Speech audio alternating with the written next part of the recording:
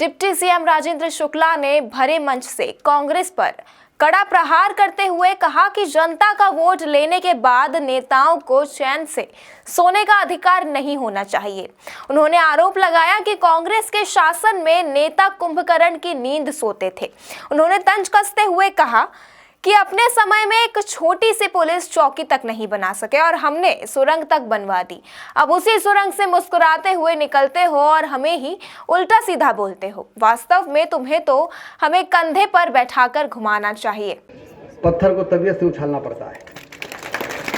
हमारे रीवा को लोग कहते थे कि बहुत पिछड़ा इलाका है। अब जो पिछड़ा कहते थे वो उन्हीं की भाषा बदल गई है। वो कह रहे कहीं ऐसा हो कि इंदौर भोपाल को पीछे कर दे रीवा। विधानसभा में चर्चा होती तो रीवा के विकास की चर्चा होती है, चाहे कोई पक्ष में बोले चाहे विरोध में बोले। अभी कांग्रेस के नेता अजय सिंह जी कह रहे थे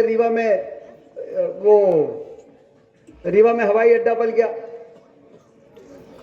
तो उनका ट्रेन बघवार तक पहुंच गई कि नहीं पहुंच गई? कहीं हाँ, बघवार तक तो पहुंच गया है।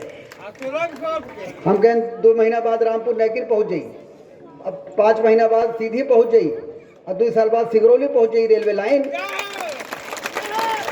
ये भारतीय जनता पार्टी की सरकार है जिसके एजेंडे में सिर्फ विकास है।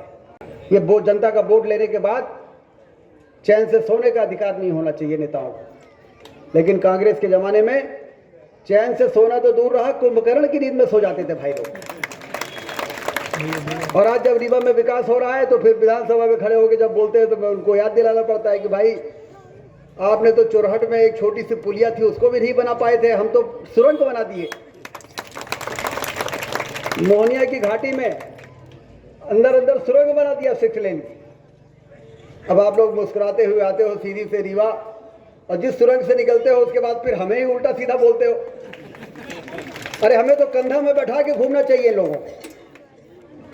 मोहनिया घाटी में इधर से उधर परेशान होके, और हमने कहा कि अब चिंता मत करिए, अब एक सुरंग और हम बनाने वाले हैं गोविंदगढ़ के छुइया घाटी में, जो सीधे ले जाके भगवान में।